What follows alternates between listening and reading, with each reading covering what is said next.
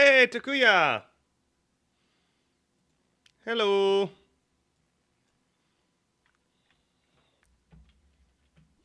Okay. Ooh, little. There we go. Yes, welcome, welcome. Thanks for coming in. Oh, might need like coffee.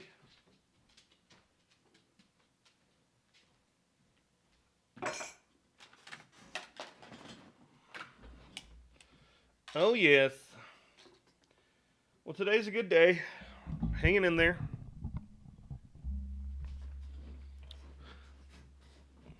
Making it happen. Let us start on our day.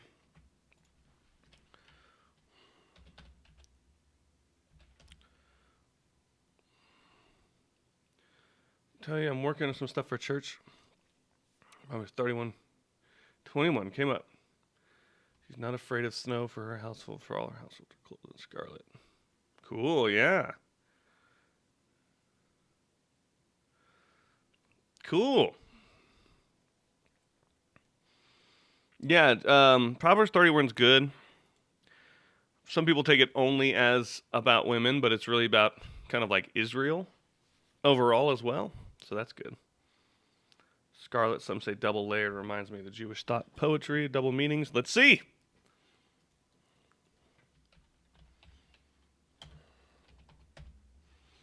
Let's look at this.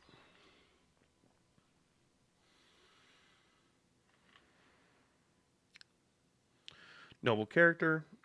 Yep, her value is more than rubies. Harder. Let's see what the NET says, though. Not afraid of the snow, for all of our clothed with scarlet. Okay. NET is the best Hebrew translation, so that's probably really close. Lo to yara is to be scared. Lo, so no. Tira, she is not afraid. Le beta.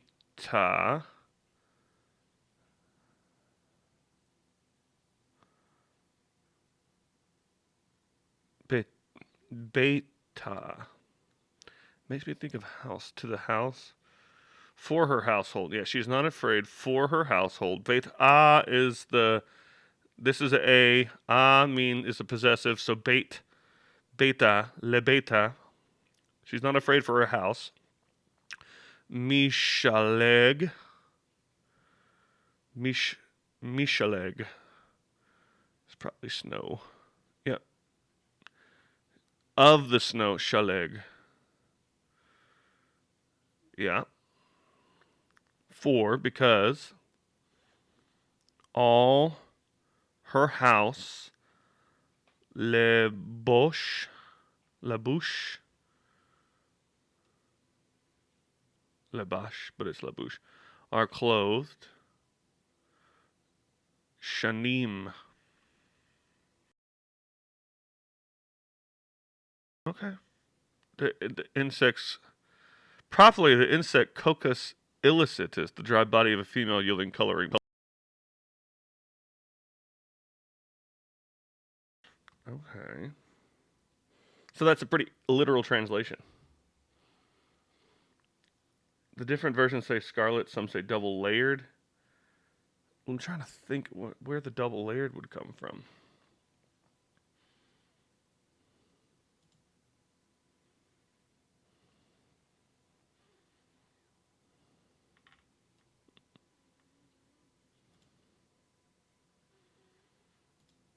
Septuagint.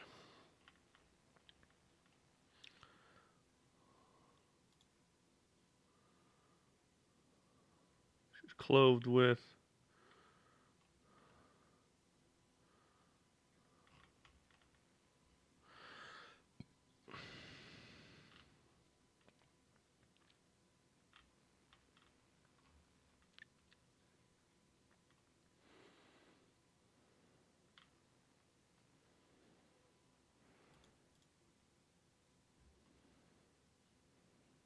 I'm trying to see if the Septuagint has the double layered thing in there.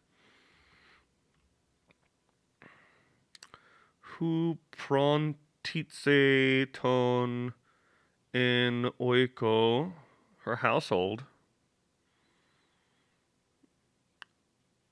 Aner Autos Hotan Tau Kronice.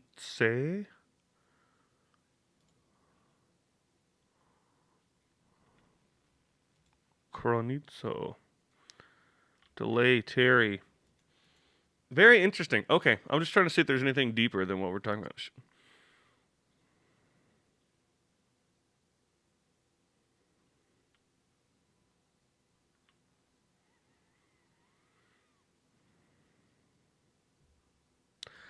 I want to know the connection between house, like not being afraid of the snow and wearing scarlet.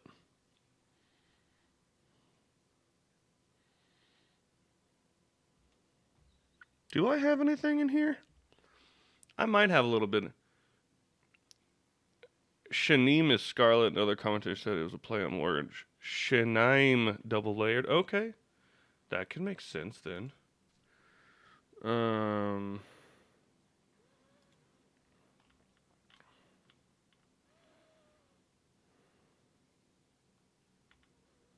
Shanim, Shanaim. So they're two different words, but I want to see.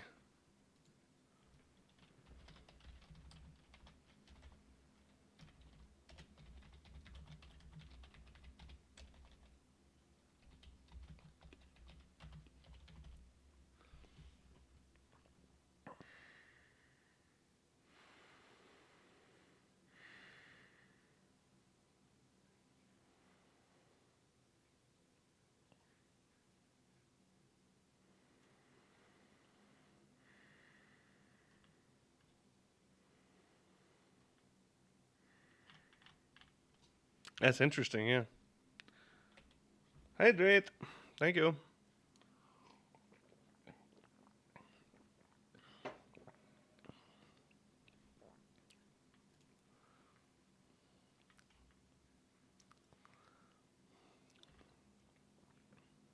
Because yeah, you're right. I mean, there's always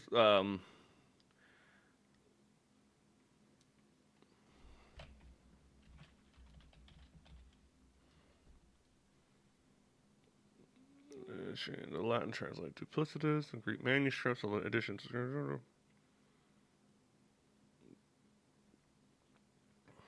Yeah, with different vowels, double or layered. Shanaim instead of shanim.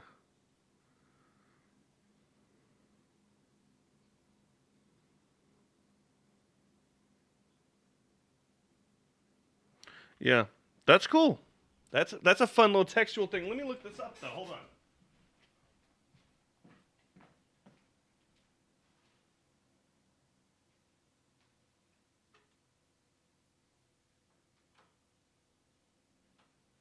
I have it around here somewhere. Hold on.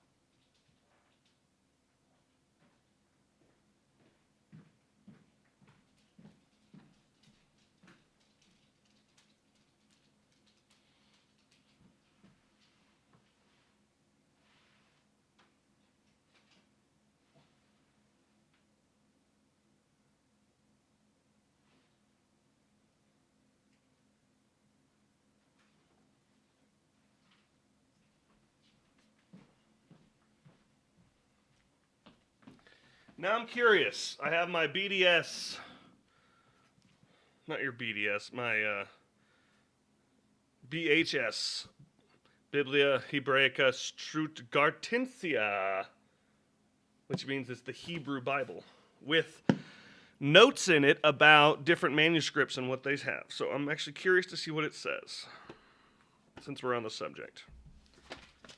Proverbs is towards the end, I believe. Yep.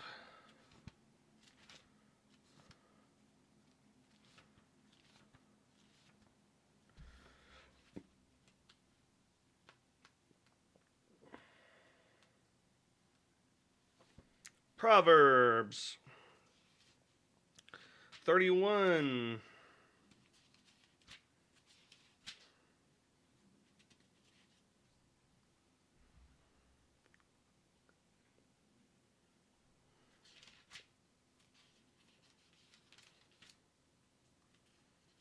29, 30, 31. Okay. And we're in verse 21. Okay.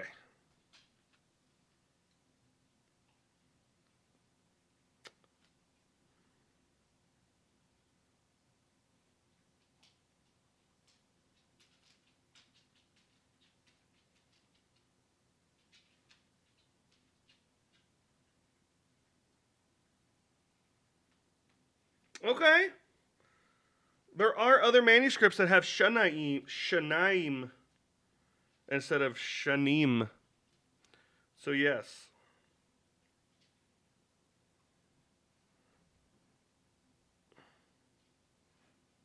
Disas.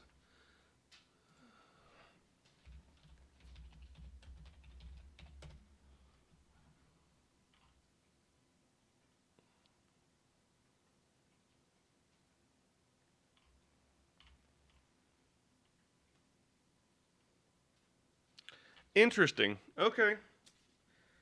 Yeah, they have a little note here that the Masoretic is Shanim, and then there's this one variant that I need to learn how to read this again because of what the actual variant is.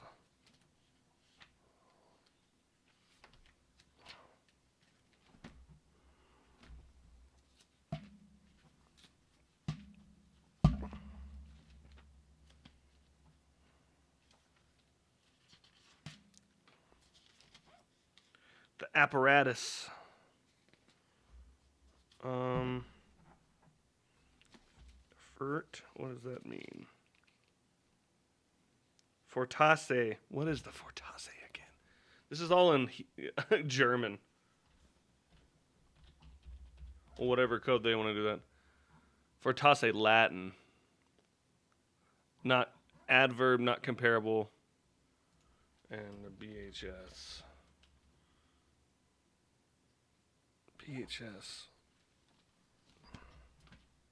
Yeah. Yeah, that would take a little word study. That'd be fun. That's what we did in Hebrew.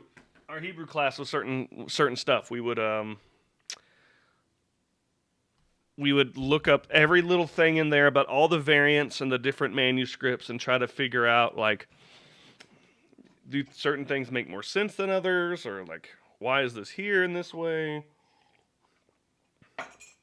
So in other words, Bible scholars actually do their homework.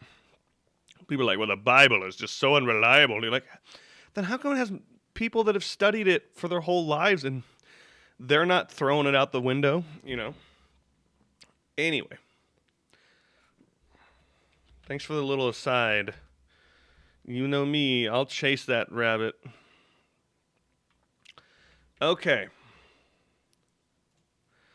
Let's recite it. Shema Yisrael Adonai Eloheinu Adonai Echad. Ve'ahavta et Adonai Elohecha bechol levavcha uvechol nafshecha uvechol meodecha. Hear, Israel, listen, Israel, the Lord is our God, the Lord is one, united.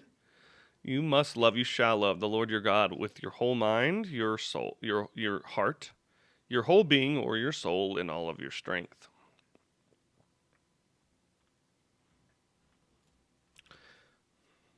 Let's see what Charles Spurgeon's talking about today. What? People actually do research? Exactly. What's up, Losty? What's up, Losty? Welcome in. We're hanging out, doing some prep stuff before I go into Acts. Faith's Checkbook, 1893. Ooh, this is what I was going to do. Since we have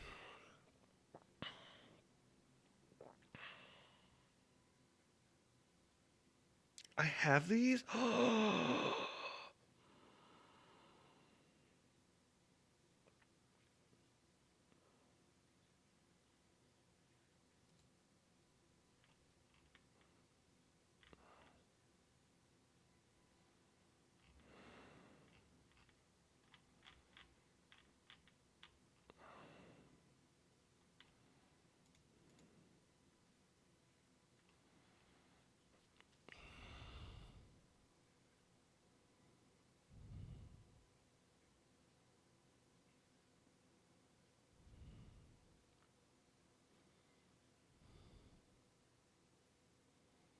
Mm-hmm. Hallelujah. Good verse. Thank you for the lurk, Takuya.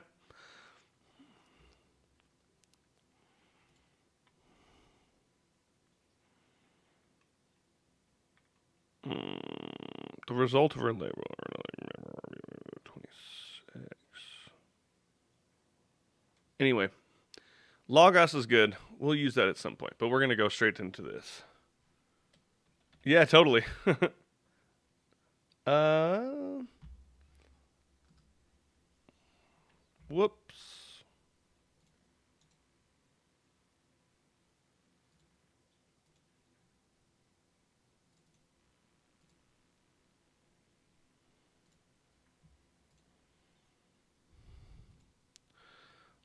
So,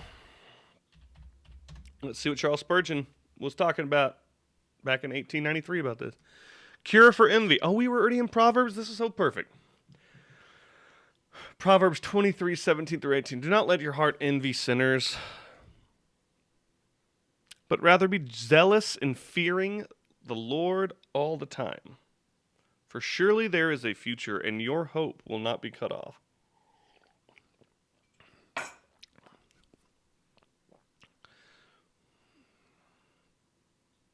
I will give you a hope and a future.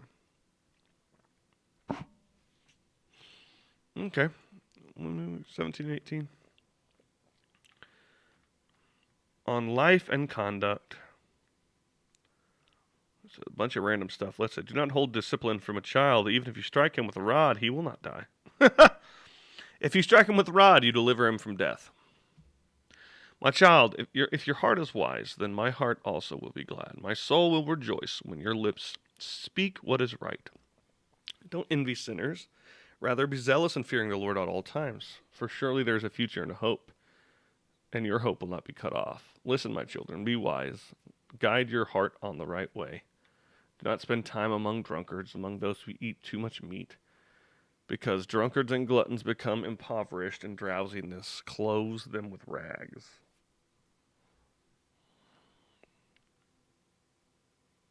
Listen to your father who begot you, and do not despise your mother when she is old.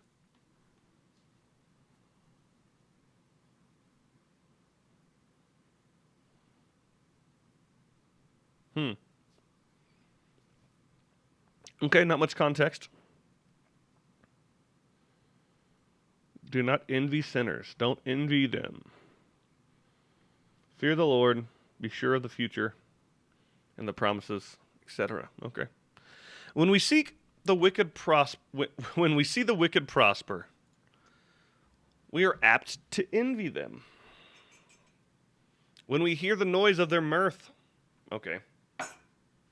He's always using 18th century, 19th century, 1800s words. Mirth. Gladness or gaiety is shown by or accompanied with laughter. Clumsy attempt to dance cause much mirth. Okay. Okay. When we hear the noise of their mirth and our own spirit is heavy, we half think that they have the best of it. I know, seriously, in the 20s. Yeah, and in my 20s, even in my 30s too. The scripture's like, oh, well, it looks fun, but it ain't fun. We half think they have the best of it. This is foolish and sinful. If we knew them better, and especially if we remembered their end, we should pity them. And that's what Paul says.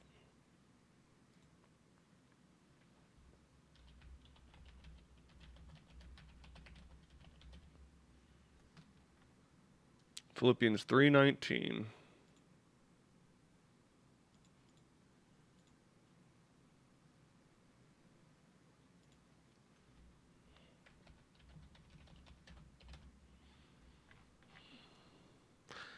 For many live about whom I have often told you, and now with tears I tell you that they are enemies of the cross of Christ. Their end is destruction. Their God is the belly. They exult in their shame and they think about earthly things. That's what we're talking about here. This is foolish and sinful if we know them better, and especially if we remember their end, we should pity them. The cure for envy lies in living under a constant sense of the divine presence, worshiping God and communing with Him all the day long, however long the day may seem. True religion lifts the soul into a higher region where the judgment becomes more clear and the desires more elevated. The more of heaven there is in our lives, the less of earth we shall covet. The fear of God casts out envy of men. I can recall a season of backsliding, and I remember thinking, man, these sinners have got it good. They can do whatever they seem to get what they want. Future, exactly. Yeah, it's a very temporal way of thinking. We can all get into it, right? We all want here and now and today, and I don't want to think about the future. Oh man, that's my personality in a nugget right there. Very much in the moment, not necessarily thinking ahead. The more of heaven that's in our lives, the less of earth we shall covet. The fear of God casts out envy of men. The death blow of envy is a calm consideration of the future. There you go, Losty. The death blow of envying other people and the fun time that all people are having in their sin, right? The death blow of envy is a calm consideration of the future. The wealth and glory of the ungodly are a vain show. This pompous appearance flashes out for an hour and then is extinguished. What is the prosperous sinner the better for his What is the prosperous sinner the better for his prosperity when judgment overtakes him?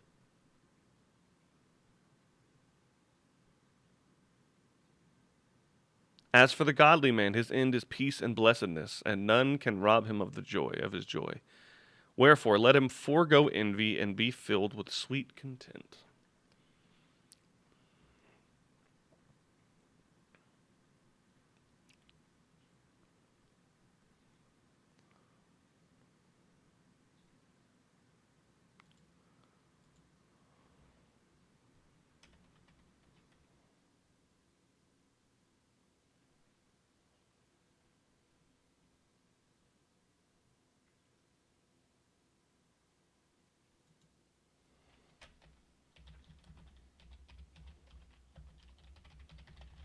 Where is it?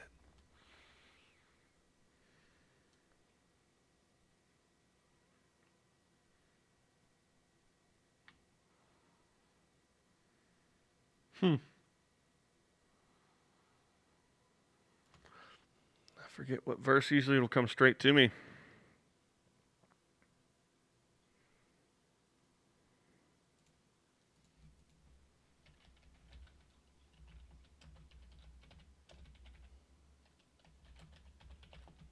I'm trying to find it.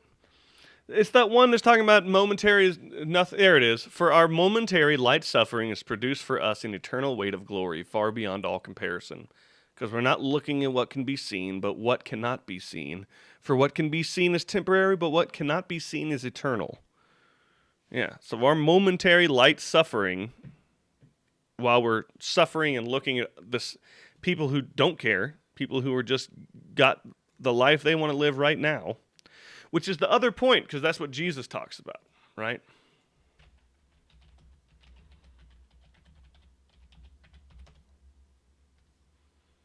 All right? Jesus says it many times. Matthew, mostly.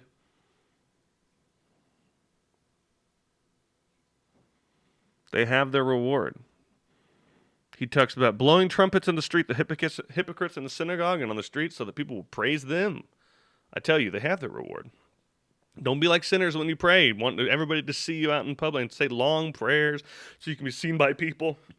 They have their reward. When you fast, don't look sullen like hypocrites. Don't look just like, oh, pity me. I'm so hurting right now. I'm fasting. For they make their faces unattractive so that people will see them fasting. So people will actually go, oh, look at them. They're fasting. They're so religious and good. They want that reward. I tell you the truth. They have their reward. Now, I'm not going to say there are things in this life that I do that I just want just immediate gratification, and that leads to sin. It does. I've done it multiple times in my life. So I'm not saying that I'm immune from this, but I want us to understand Jesus was talking about outward expressions, about being seen by people, right? Or getting what they want right now. Okay. Jesus is not talking about hell here. He's not talking about punishment. He's not talking about judgment. He's talking about, okay, they get what they want. If you want this life, God will give it to you, right? If you want your best life right now, if you want your Joel Osteen, you're blessed in this life, you can get it. God will not withhold it from you. There is a rabbinical saying that says you can have your table in this life or the next, but not both. In other words, if you have your rich table of friends and fellowship in this life, you're not going to have it in the world to come. But if you don't have it in this life, like if you're a beggar, right, at the table, you're a beggar outside the gates waiting to be led into the party, in this life, you're going to have that in the next life. Great reversal. Jesus talks about it a lot. Rabbis talked about it a lot too. But the whole point is, Jesus takes that and flips it on its head and says you can have a table in both lives if you include those in this life who are less fortunate. He gave the parable of the rich man who invited all his friends to a banquet. None of them came. None of them came. So we just said, okay, fine. I'm going to invite beggars off the street. I'm going to invite the poor and the needy and the lame and the crippled. And we're going to have a party. It's going to be fun. And they have a party, and they shut the gates. And then the rich people come wanting to get into the party, and they're kept outside. This is the Messianic banquet. This is what Jesus is foreshadowing at the end of days during the great judgment day, resurrection, when the dividing of the sheep and the goats, all these ideas are going on. So Jesus talks about reward. Okay, well, where is your reward? If you want the things of this life, you can have them, but they're going to distract you from the things of the next life, and you'll be lucky to even get in if this is all you want is in this life. Now there is the sense of people having to, in the next life, kind of being knocked down a couple notches. You might have been the head honcho in this life. In the next life, you're going to be a servant in the kingdom because great reversal. Great reversal. It happens all the time. Jesus talks about it all the time in Scripture. They have their reward. Okay.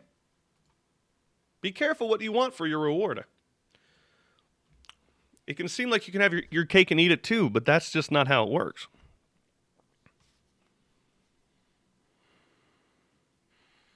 So instead of these earthly things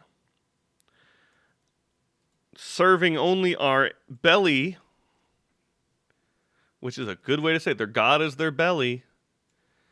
The one that they serve are their desires, their fleshly desires of eating and drinking and sex, right? Just like later on, or before, I think it's Corinthians, Paul makes that, he takes a Corinthian statement, flips it on its head. He's like, oh, so you've heard, basically, he says. Oh, well, the food for the body, and the stomach for the body, and the body for food, right? Or the stomach for food, and food for the body, whatever it is. Like, it's made for it. There's food for it, and it's made to eat food, therefore we're just going to indulge. And Paul says, God will destroy them both. Everything is lawful for me, but not everything is beneficial. Everything is lawful for me, but I will not be a slave to anything. The food for the body and the body for food. The stomach for the body and the stomach for the food and food for the stomach. There we go. God will destroy them both. So be careful. We have freedom in Christ. Not freedom to do what we want, freedom to be free from sin. Right? People like to take that verse and make it into a, we can do what we want. We don't, the law isn't that big a deal anymore to us. No, it's even more of a big deal now because Jesus came and told us the heart of everything are surrounding the commandments. So you have freedom. Freedom to, follow the Holy Spirit into truth. But that doesn't mean it's like, I have freedom. I'm going to go do what I want. I don't know why I did the Peter thing. According to great mercy, he has called us to be born again, living hope through the resurrection of Jesus Christ of the dead, to an inheritance that is imperishable, undefiled, unfading, kept in heaven for you, who by God's power are being guarded through faith for salvation, ready to be revealed at the last times. It is in this you rejoice, now you for a little while, if necessary. You have been, yeah. Precisely.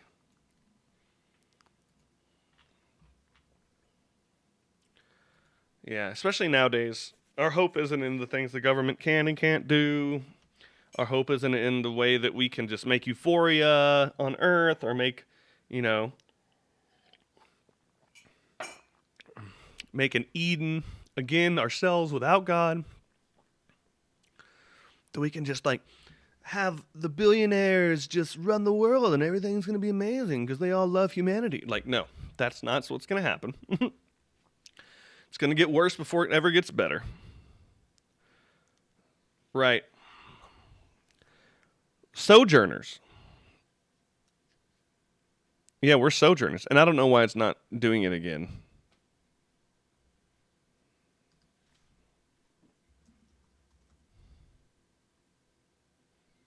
First Peter 1, 3 through...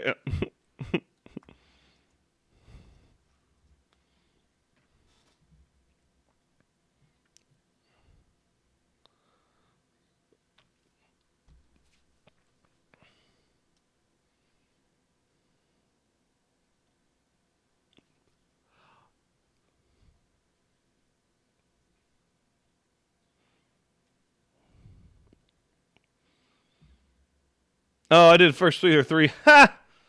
Thank you. I just went for the 3 again. Which at the end of that is really not a bad one. Nailed it.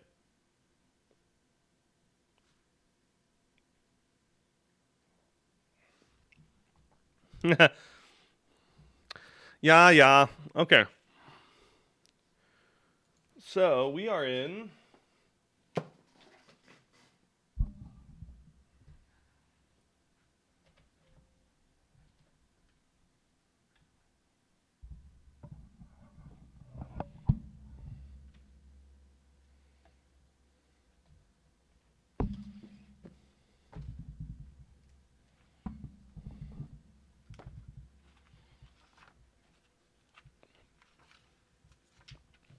We're in chapter 6 of Acts.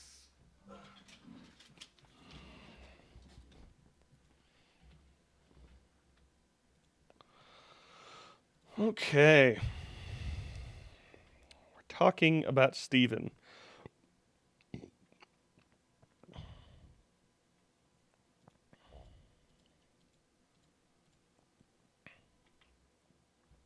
Verse 8.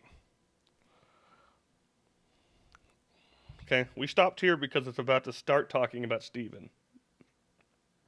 And from here until the end of chapter 7, we're going to be talking about Stephen and what he has to say and how they reacted and how this kind of propels the persecution of the early assembly of believers.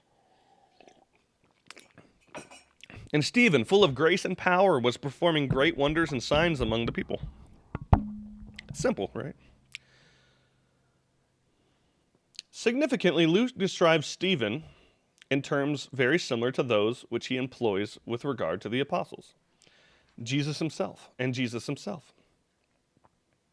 Grace and power. Great works and signs. Yep. Verse 9.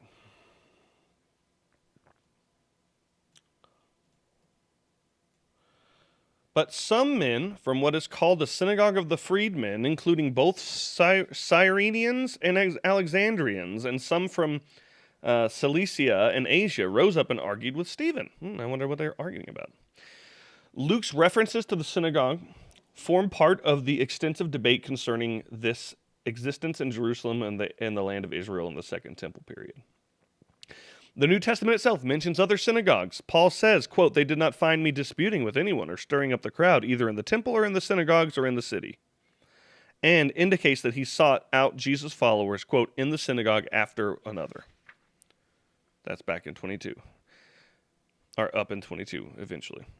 The evidence most frequently appealed to in support of a pre-70 synagogue is the Theodotus inscription, which reads, Theodotus, son of Vatinus, priest, and Archisynagogos, son of the Archisynagogos, grandson of the Archisynagogos, constructed the synagogue for the reading of the law and the teaching of the commandments in the guest room and the upper chambers and the installation of water for a hostelry for those needing them from abroad, which was founded by his father and the elders and Simeonides.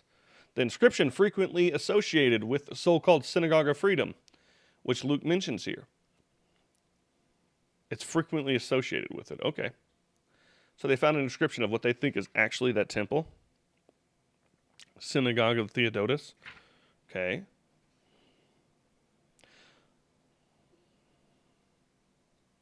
It is sometimes suggested that the name Vatinus indicates that the Theodotus was a freedman who owed his citizenship to a member of the gens Vetia and built a synagogue for his fellow freedmen.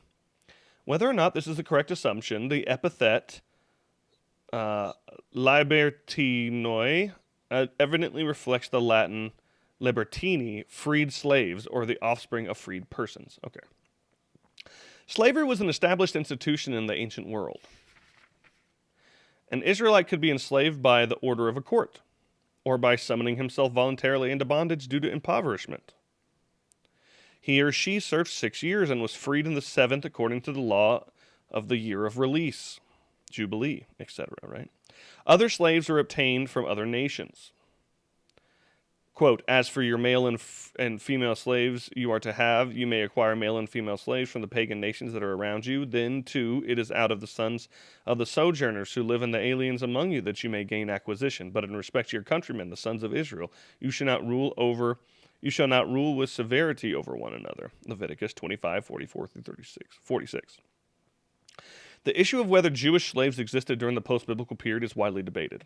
Although Jewish slavery was never totally abolished, as witnessed among other sources by the number of halakhic regulations dealing with the discussions of the problem, Jewish slaves were evidently very infrequently found in Jewish society. While Herod ruled that burglars should be sold into slavery abroad, a strong Talmudic tradition states that all bondage of Hebrew slaves had ceased with the cessation of the Jubilee year, indicating that from the period of the Second Temple slavery was more or less totally confined to non-Hebrew slaves. The constant warfare between Hellenistic powers, together with both non-Greek and non-Greek participants in the slave trade and the aftermath of the Hasmonean conquest and Herod's Nabatean wars, meant that Gentile slaves were readily available. Non-Hebrew slaves were acquired through payment of money, the delivery of a deed of sale, or 3 years undisturbed possession, to which they were added barter. Well, they were later added barter or exchanged and physically taken into possession. Such slaves were required to convert through the normal means of circumcision, immersion, and offering, whereupon they became part of the owner's family. See the difference between slavery then? Actually, familial unit. You could enter into it voluntarily, and you could exit out of it in the 7th year. Also, biblical laws made it to where you can't give up a runaway slave. You have to keep him in a city of refuge and protect him. Sounds very not like the slave trade we were brought up to understand in the West, which, for a good reason, is different.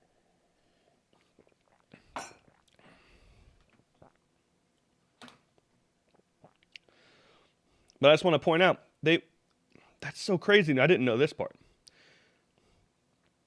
Such slaves who were required in that way, non-Hebrew slaves, were actually required to convert. Guys, this is the deal in the debate in Acts 15, in Acts 10, and Acts 22. There are these debates. This is what the shaping of the New Testament church is. The New Testament church, there was a church before that too. It's always meant the assembly of God's people, the ecclesia. There's new aspects to the New Covenant church in the New Testament, but that's not the birth of the church. It's the fully roundedness, bringing in Gentiles into this Israel idea. But That was the debate because converts had to get circumcised and baptized and make an offering. Okay? This is what they did even to slaves. So that makes sense. The wise circumcision, that's a big deal in the New Testament. Because it was the one identifying marker to make someone into an actual Jewish convert. Without it, you're just a Gentile who's following God, which they said is okay, which the Holy Spirit confirmed as okay, that we didn't have to convert to be Jewish at that time, or ever, really, but that you could. They were doing it for a long time before Jesus came and after. But that's just like, it's not a requirement for salvation, is their whole point. But I just think it's interesting that they had circumcision, immersion, and an offering. And then they become part of the family of the person who is their master or their lord, or the person who purchased their indebtedness or actually bought them as a servant. And I don't refuse, but I try not to say slave because we've obviously described something that's not like the slavery we understand. Part of the owner's family. Okay. Although Gentile slaves of Jewish masters thus became sons of the covenant, they did not fully belong to the community of Israel. And while permitted to eat the Pesach sacrifice, the Passover sacrifice, they otherwise held the same status as women. Oh, interesting. So they couldn't give testimony in court proceedings, etc. Couldn't be reliable witnesses, even though there are different reasons for that. Some of them sexist. While no great industries or latifundia, whatever that means, existed during the period which employed slave labor on a mass scale, both the royal Herodian house and the priestly nobility employed large numbers of slaves, and domestic servants were also abundant. Contemporary texts assume that, as a matter of course, that the ordinary man possessed at least one slave. It is said that the custom of Jerusalem was that when a man entered the house of study during Sukkot, he, quote, would send his lulab by his hand of his son, his slave, or his messenger. Okay. According to Jewish sources, a stone existed in Jerusalem upon which slaves were displayed for auction. Some of the most well-known slaves are Tabi, Rabban Gamliel's servant, and Arion, the freed, slave of Tobiah, the physician's son Joseph. Slaves could be released through a payment made to the master by a third party, either directly or through the slave, him or herself, or by the master's bequeathing him or her all his property. A master was bound to there's masters giving slaves property, guys. That doesn't sound like the slavery we grew up with. We didn't grow up with, but we grew up learning about. Slaves could be released through a payment made, exactly. A master was bound to emancipate his slaves if he caused him grievous bodily injury, a long list of eligible injuries being laid down. A master frequently manumitted his slaves as a token of his regard, a custom particularly practiced by the Herodian rulers of whom the freed persons performed important services, or upon his deathbed. Marriage to a master's daughter or a freed woman also constituted a fairly common means of emancipation. Guys, again, slaves marrying the owner or the master's daughter. Marrying the owner or master's daughter. That does not happen in Western slavery. This is not slavery that we're talking. I gotta keep pointing this out because everything they read is like, this is a different type of indentured servitude, one that actually respects the personhood, full humanity of the person. Marriage to a master's daughter or a freed woman also constituted a fairly common means of emancipation. So somebody actually marry someone else who's just free, not even the daughter, and become free themselves. Very different. While with sufficient resources, a slave could acquire his or her own freedom. Now, that could happen in some of the Western ideas, but it's totally different. Slaves could also gain their freedom by their de facto recognition in the presence of their master as free Jews. I.g., using phylacteries and reading Torah in public. In other words, if they were living a Jewish life, they could just be made free because they were part of that. Like other converts, freed persons possessed a lower status in Jewish law than other classes. So it was a class idea. It wasn't a human idea. You're less than human, sorry. No, you're just not of the same, we don't consider you in our class. Which is still, classism is still a thing, but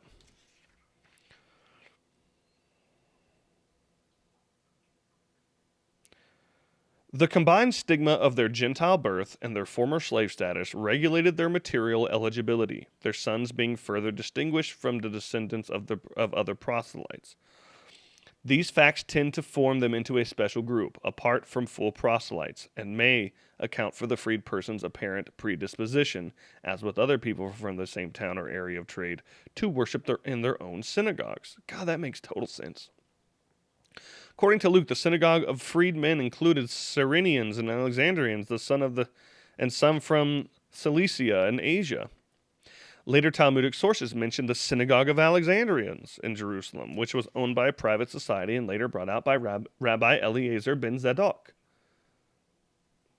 The parallel account in the Babylonian Talmud speaks of the synagogue of the Tarsim, which may be taken to mean that the synagogue was co-owned either by people from the Cilician city of Tarsus or by the Alexandrian metalworkers. Although this verse may imply the existence of several synagogues in the nationalities are, if the nationalities are separated and all related to synagogues, probably only one is intended. The original synagogue of the freedmen has been almost unequivocally identified with Roman freedmen and their descendants. A reference to the large number of Jewish prisoners set captive to Rome by Pompey in 63 BCE. Luke's list, nevertheless, presumes that the synagogue attracted Jewish freed persons from all over the diaspora, unless libertinoi is understood in the sense of sons of freed persons, the latter perhaps having dispersed from Rome throughout the diaspora. It therefore seems reasonable to suggest that while the synagogue may have been founded by a Jewish freedmen, the Cyrenians, Alexandrians, Cilicians, and Asians may actually represent non-Jewish slaves who converted upon entering the service of Jewish masters in the diaspora and subsequently made their way to Jerusalem following their manumission. Given the fact that such persons may well have congregated in their own communities for linguistic, social, and religious reasons, it is quite logical to find several different groups present here. Luke provides such an example in Nicholas, a proselyte from Antioch who immigrated to the land of Israel. The frequently made assumption that Stephen was a member of this synagogue also appears to have no firm basis.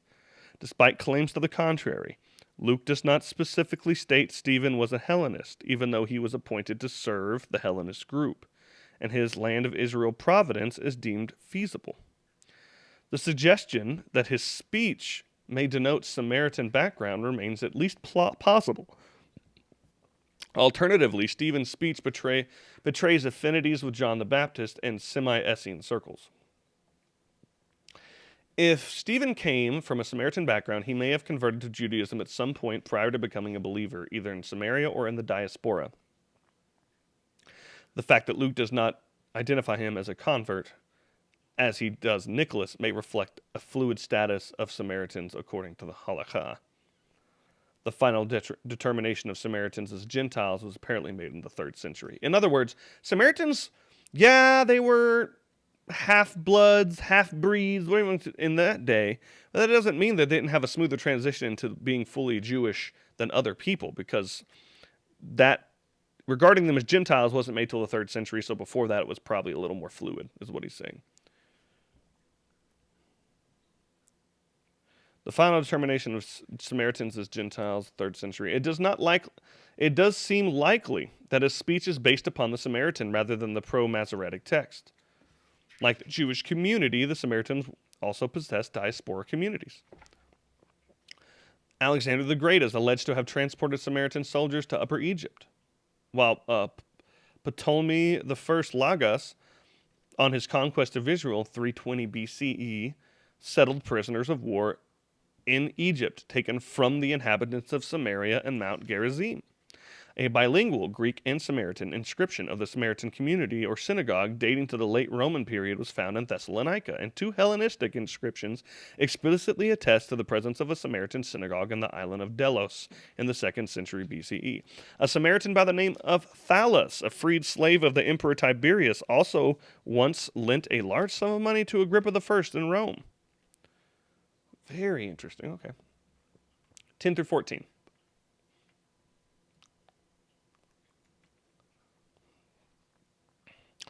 And yet they were unable to cope with the wisdom and the spirit with which he was speaking.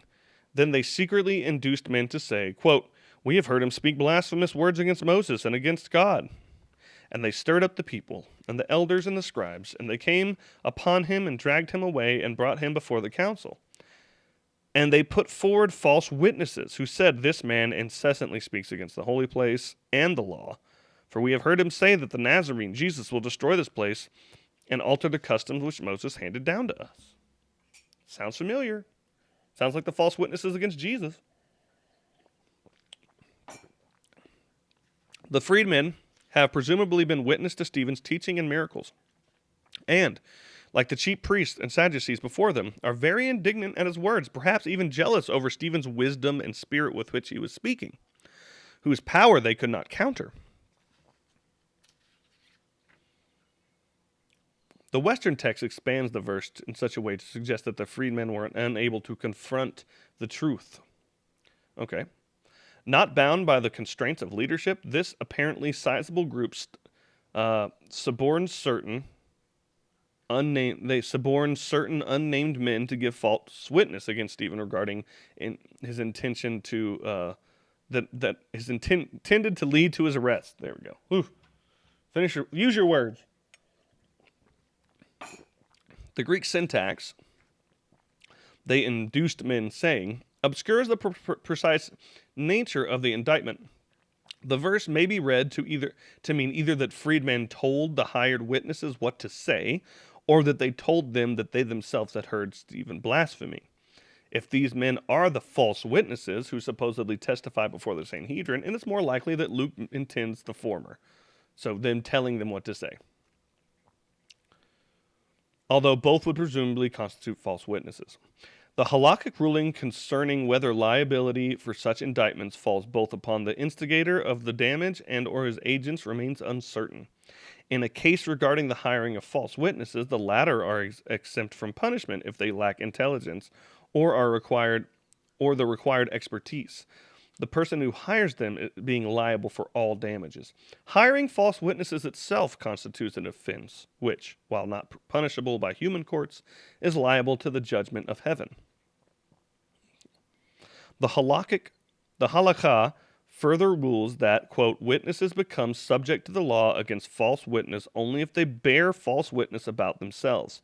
Thus, if they said, quote, 'We testify that such a one committed murder,' the others answered, 'How can you testify this? For look, he that was killed, or he that was killed him, was with us that same day or in that place.' They are not condemned as false witnesses. But if others answered, 'How can you testify? Because you were with us that same day in such a place,' they are condemned as false witnesses." In other words, if it's like hearsay, they're not condemned. But if they're like have direct, the other people say, "You were there and we know that you know this," then okay. They are condemned to false as witnesses and put to death at the mouth of the others. False at the mouth of the others is not this. It's not the same kind of death we're talking about. Not execution. False witnesses are guilty of perjury if it is proved on the evidence of at least one or two other competent and consistent witnesses that they were not present at the time and the place where they testified to have been when the event under investigation occurred, and thus could not possibly have personally witnessed the fact that they are and to which that they testify. The witnesses here are false because they erroneously attest that they heard Stephen uttering things which he had not, although it is possible that the freedmen had heard them. The fact makes reconstruction of Stephen's teaching, apart from that reflected in his subsequent speech, difficult. While the evidence which the witnesses provide is false to the extent that they did not personally hear him utter what they claimed to have he claimed that he had taught, it may in addition be either inaccurate and or invented, or may in fact represent quite precisely parts of Stephen's pedagogy. pedagogy, his teaching. Both the accusations and Stephen's speech would nevertheless seem to indicate that the temple and Torah observance were both favorite themes of his. The assertion that, quote, Stephen plainly advanced far beyond the position of the 12 with regard to the traditional Jewish institutions, and saw more clearly the inevitability of a break between the church and the synagogue, is quite questionable in this regard, especially since none of Stephen's concepts were foreign to contemporary Jewish thought. He's actually talking. So Bruce, this scholar Bruce. Bruce is great. He's a good, I believe, evangelical scholar. But he's calling out this other scholar's way of saying that Stephen had more foresight into the eventual split between the church and synagogue. And like he says, that's a questionable assertion because Stephen's concepts, none of the concepts Stephen was talking about were foreign to a contemporary Jewish thought. So it's not like it was outside of it causing this big divide. According to Leviticus 24:13, blasphemy constitutes a form of cursing God, punishable by stoning. The sages refer to this act specifically to the use of God's proper name, Yod-Heh-Vav-Heh, and characterize the offender as one who extends his hand to threaten the fundamental principle of faith. Given the allegation Stephen had maintained that Jesus would destroy the temple and alter the customs of Moses, it appears that the accusation is not blasphemy in the strict sense, but something similar to acting impudently towards the Torah. Something they later try to tell Paul he's doing, and he takes a whole Nazirite vow to prove that he is in line with the Torah. The sages derived this ruling from Numbers 15:31, quote, because he has despised the word of the Lord and has broken his commandments, and the person shall be completely cut off, his guilt shall be on him. Numbers 15:31. The Qumran sectarian was also punished for blaspheming against the lawgiver. Whoever enunciates the name which is honored above all, whether blaspheming or suddenly overtaken by misfortune, or for any other reason, or reading a book, or blessing, will be excluded and shall not come back to the community council. Ever. Interesting. So they really took that stuff seriously in Qumran as well. Josephus glosses this text by saying,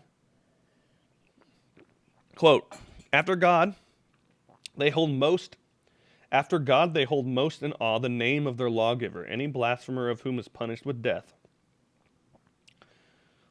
Given the impression that while Moses is most likely meant, the allusion may in fact be to the teacher of righteousness, the community's founder. The Tanaim referred the various clauses in Numbers 15:31 respectively to the epikoros, a person who hides his circumcision, who denies that Torah is from heaven, and someone who gives an interpretation of the Torah unauthorized by the sages. According to at least one view in the epikoros is a person who asks, quote, of what use are the rabbis to us? For their own benefit, they study the scriptures, and for their own benefit, they study the post-scriptural learnings, particularly the Mishnah. People who ignore or dispute the enactments of the scribes and belittle the sages are said to have no share in the world to come. The words of the scribes or sages are in many ways considered to carry greater weight and punishment for violation than the biblical commandments themselves. That's true. Greater stringency applies to the observance of the words of the scribes than to the observance of the words of the written law. If a man says there's no obligation to wear phylacteries so that he transgresses the words of the law, he is not corruptible. But if he said there shall be in them 5 partitions so that he adds to the words of the scribe, he is culpable. That's one of the misconceptions too. They thought that oral law trumped written law in the scriptures. They thought the interpretation of them trumped the actual words up for interpretation, which is understandable, but it's also can be very narrow-minded.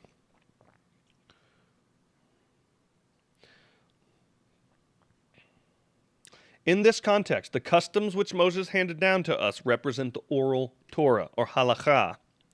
That makes more sense why Stephen might be actually talking trash about them.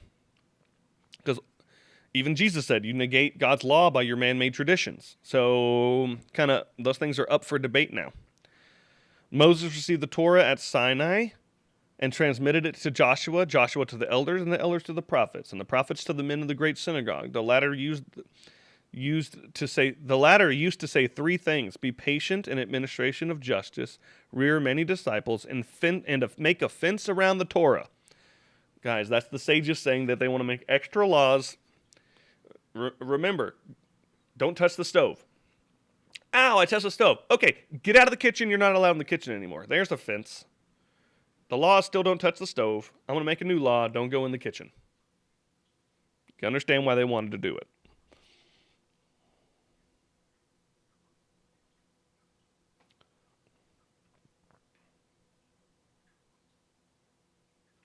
It is consequently possible that the freedmen understood Stephen's words.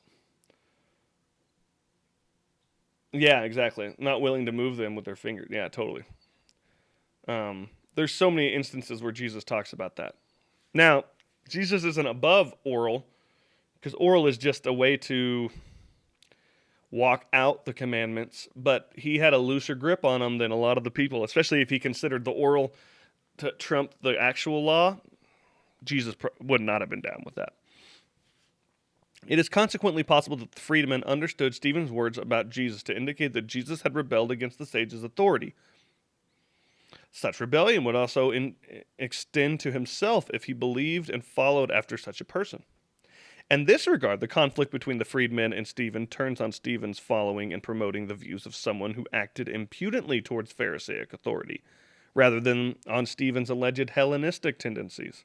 Ooh, see, people are like, "Oh, he's a Hellenist." He's just saying that this guy, the person I follow, isn't down or in line with the oral law. He has more authority than the sages. So that could have been the offense.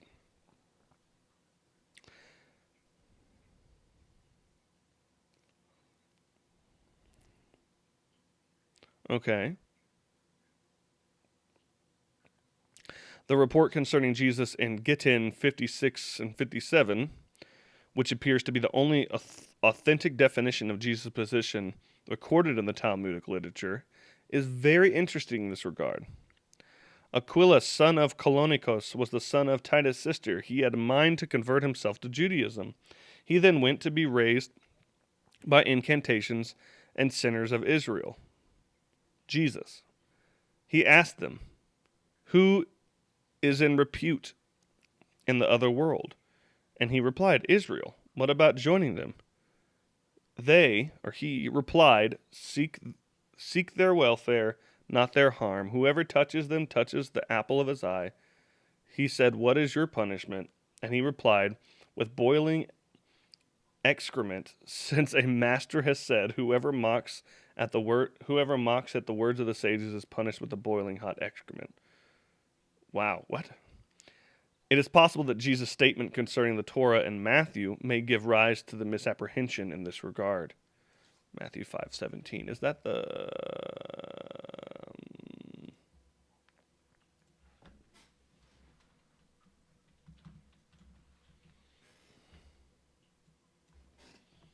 Sorry, I have my book down.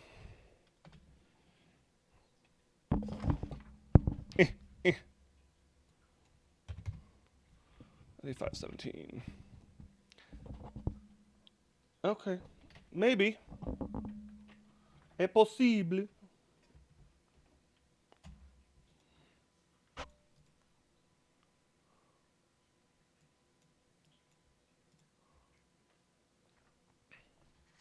Misapprehension of that. Okay.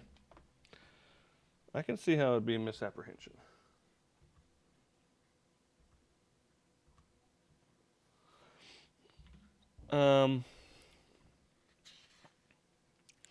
Even without reference to traditional Christian exposition of his words to mean that the law has become obsolete, the two terms abolish and fulfill could refer to contemporary Jewish exegesis to...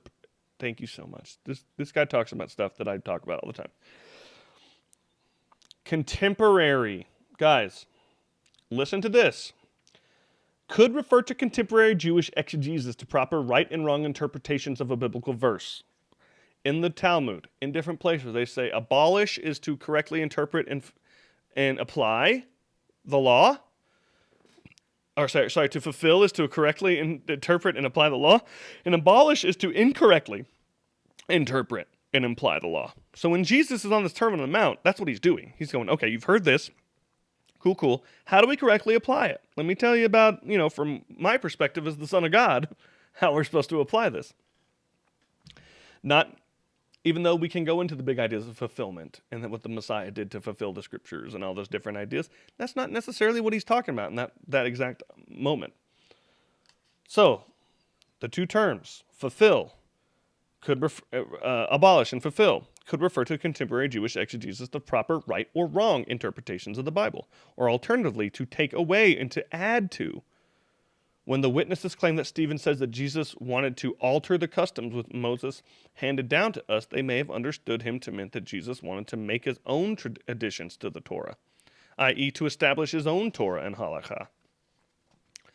Maybe his own halakha, but not necessarily his own Torah. The assertion that we have heard him, Stephen, say that this Nazarene, Jesus will destroy this place, recalls the other allegations raised against Jesus' ostensible attempt to destroy the temple. The strength of the tradition clearly suggests that the accusations against Jesus were not pure invention, but were based upon misinterpretations of a statement, which Jesus had actually made, such as that recorded in John, destroy this temple and in 3 days I will raise it up. John 2:19. The elliptical conditional clause, imperative, could easily be understood to mean I am able to destroy the temple. Okay. The fact that the range of attitudes towards the temple existed during the Second Temple period gave ample opportunity for Jesus' words to be variously interpreted.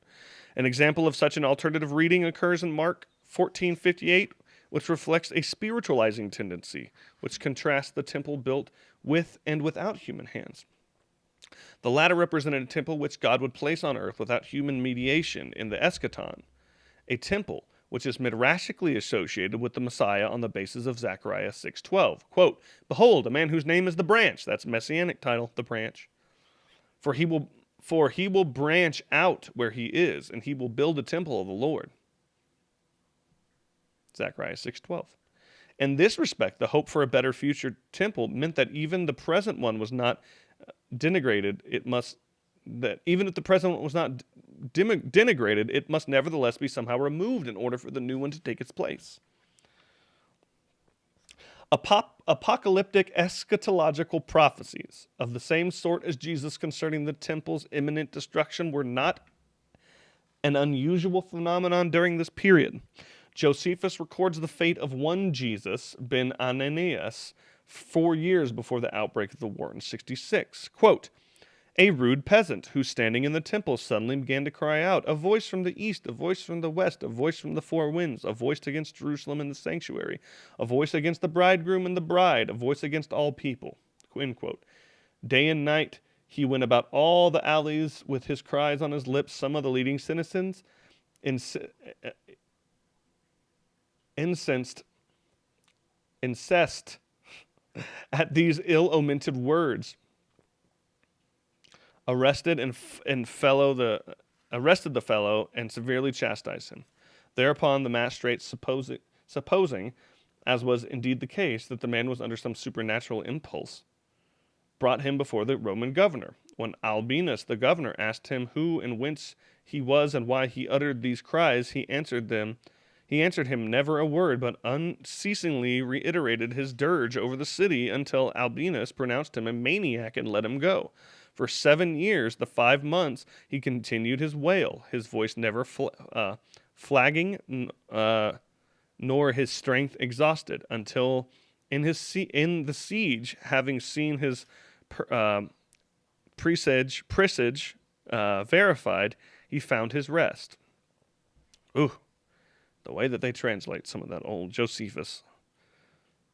The fact that such a prophecy of doom constituted sufficient grounds for the magistrates to take over Jesus ben Ananias to the Roman governor, an act of the gravest import, may help to explain the reaction to Stephen's mention of Jesus' earlier prediction, not even the prophecy that he was making on his own behalf, and his swift execution, given also the fact that it may have been Jesus' prophecy, which constituted one of the main reasons for Jesus' own death. It may likewise elucidate the divergence between the favor which the public extended to the apostles and the hostility which the populace and the nation's leaders alike displayed towards Stephen. While the apostles had taught and performed miracles in Jesus' name, as had Stephen, they did not predict the temple's destruction. Evidently, such talk directly impinged on the high priestly establishment whose living, as it were, depended upon the temple. Despite the fact that Luke specifically states that the freedmen brought him Stephen before the council, the question of whether Stephen's execution was the result of a popular lynching or the outcome of a trial has long been debated. We'll keep it going. 15. Whoops. 15. This is the end of Acts 5. Or Acts 6. And fixing their gaze on him, all who were sitting in the council saw his face like the face of an angel.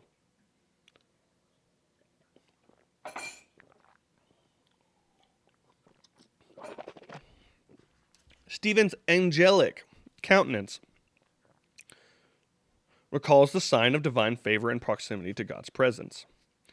As the skin of Moses' face shone because he was speaking with him, so that the people could not look on him directly. Far from speaking against Moses, Stephen even appears to physically resemble him. Okay.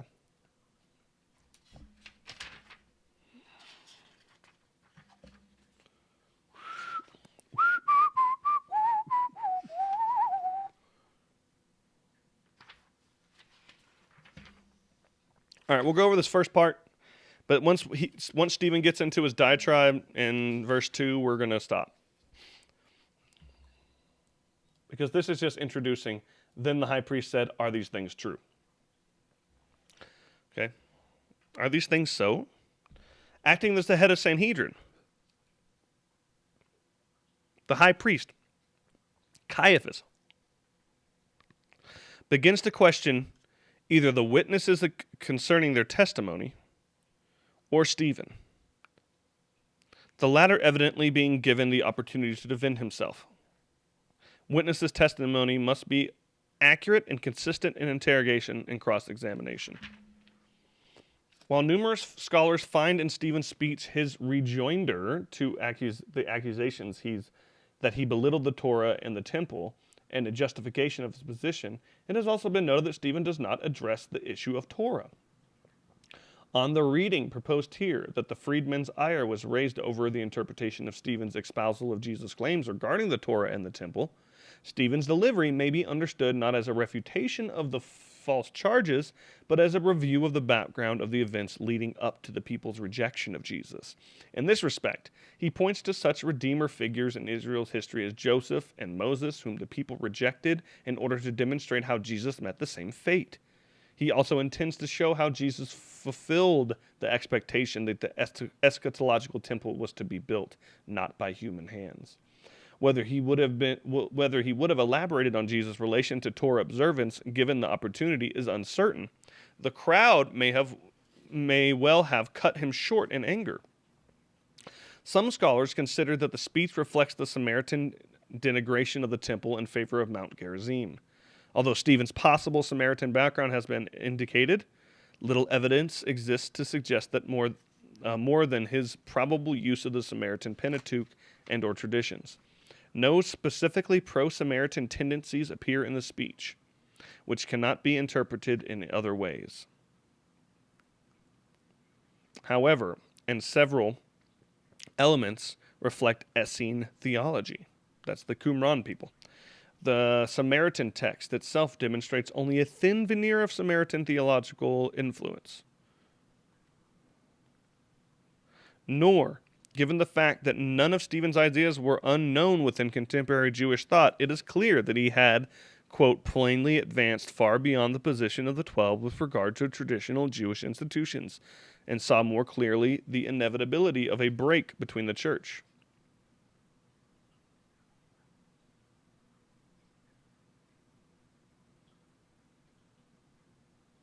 Okay, in the synagogue. Interesting. Okay. Ooh. No, Steven's about to go into it.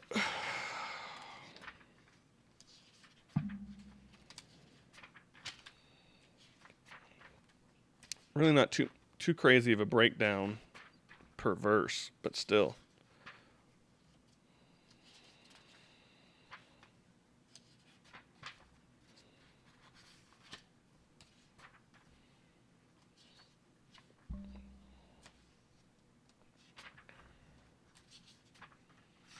Yeah, this is going to be an interesting little section here.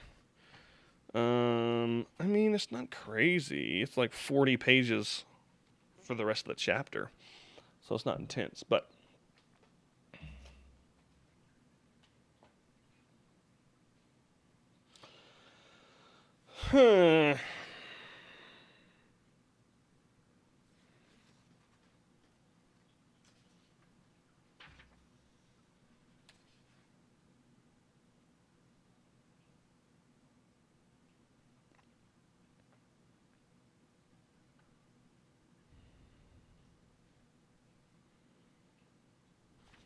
okay. Yeah, I think we're in a good spot to stop.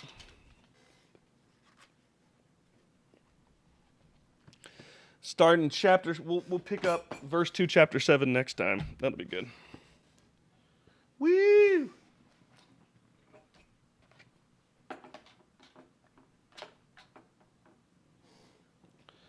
Okay.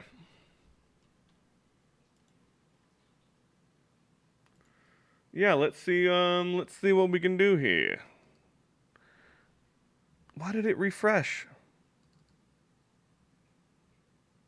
Oh, I don't want it to refresh. That's lame. That one doesn't refresh. Okay, good. Anyway, I think we're going to call it.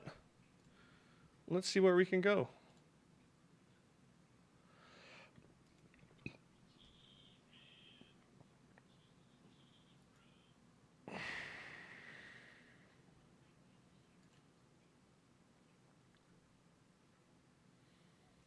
Let's go Dewston. Why not? I don't know why I haven't rated past a Dewston in a while.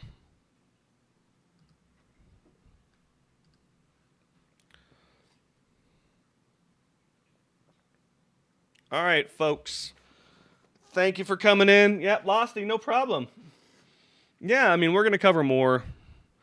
I needed to go into longer stretches too, but it was some fun little geeky history stuff going on. Trying to understand what's happening with Steven. But yeah.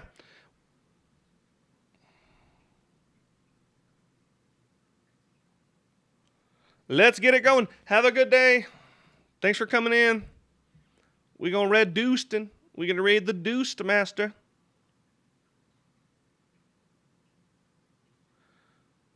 Enjoy your day.